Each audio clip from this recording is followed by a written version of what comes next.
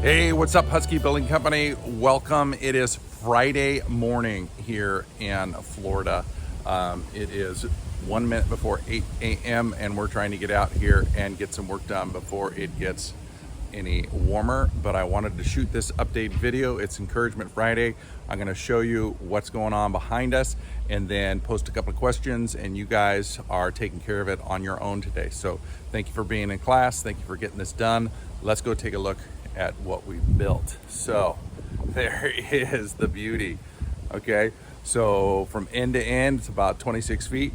Backside at the tallest point had to be below 8 feet, and I'm happy to report all that turned out. Okay, so now we're in the process of finishing kind of the exterior trims and finishes, which includes these gorgeous doors right here. So I'll come over a little closer and we'll take a look. So combinations of 3 heavy-duty hinges, one at the top, one in the middle, one down below.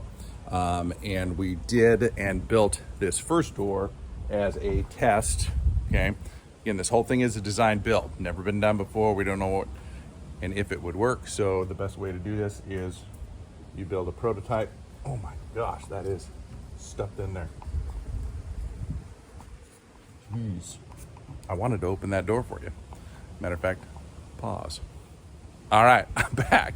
Okay, speaking of expanding and contracting, so the door was built. We had to build a prototype to make sure it was going to fit and hang and swing properly. So good news is it did, and it tests out beautiful. Okay, so exterior, we've got these cedar boards that match the rest of the trim, and the inside sheathing is called T111. It's a plywood that then they rip these grooves in the middle of it to give us a little more aesthetic design. On the back side, here's how we built it. We've got our 2x4 on edge flat. You guys should know what these things are right here. All right, so that could be a question. Glued the corners, nailed the T111 and the trim all the way through so that we've got this pretty massive thickness of our doors. So they're heavy, but they need to be because it's a big door. Look at the size of that puppy. Okay, it's about 40 inches in width, and about a little shy of 7 feet tall. So it's a big, heavy door.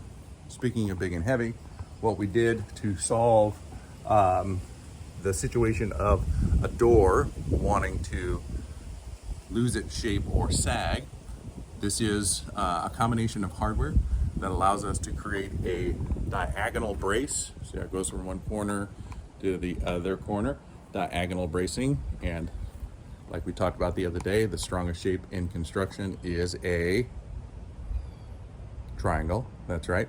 So creating self a triangle with the wire, and then this little piece of hardware right here, bada bang. That's called a turnbuckle. And if I twist in any direction, it will either put more tension, tighten this, or loosen this, and allows us to control the actual shape of the door. As it ages, it's gonna want to sag and change shape. We don't want that, and so we put the hardware on there to give us the ability to adjust it in the future and keep it working and keep it square, okay? Because if it goes out of square, and it's not going to fit in our jam, now we've got a door that doesn't work. And there's nothing worse than taking a door like this, and then it comes over here and it goes, and it doesn't close properly, right?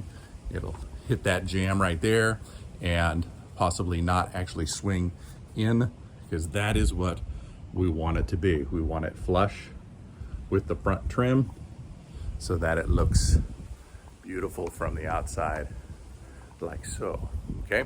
So count them: 1, 2, 3, 4, 5, 6. I've got 6 more doors to build this morning, so that's why I got to get on this thing. We're gonna build them, we're gonna hang them. What else we completed is all of our roofing, which I'll lean up like this so you can kind of see it. Isn't that pretty? Okay, so we've got corrugated steel roofing. A small piece of edge trim that's coming down right here is called a drip edge. Allows water to come down, flow over and stay off of our trim work a little bit. And then it's all watertight, water sealed. And on the back, we had to add some custom trim work right up there, which allows, again, the backside to be sealed off so that we don't get water and wind driving up and underneath your roofing. All of those things are bad, so we don't want it. So I'm feeling good about the roofing design and how it turned out. And what else can I show you? Let's just take a look at some hurricane straps. Okay, talked about wind.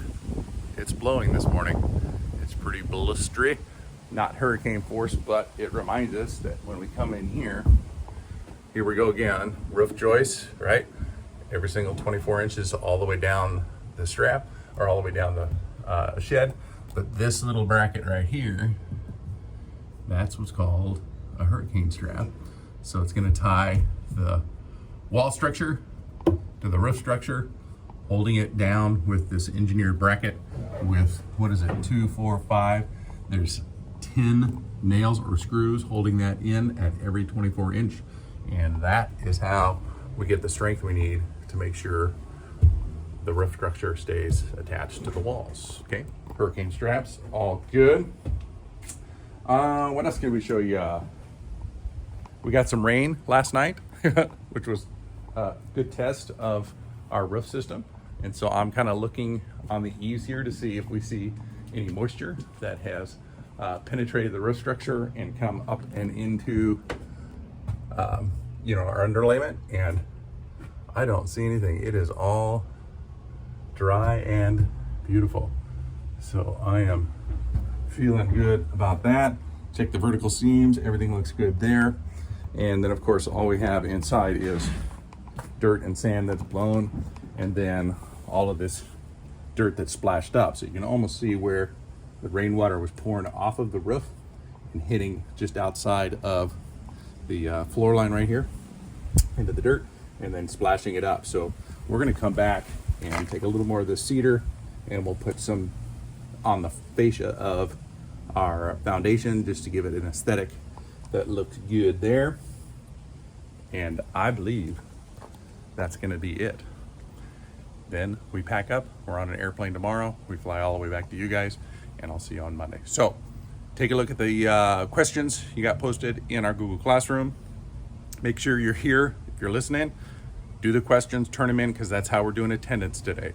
So if you don't turn it in, I'm marking you absent, and that's going to be your responsibility. So I know you can handle it. Be a real pro. We'll see you soon, you guys. Take care.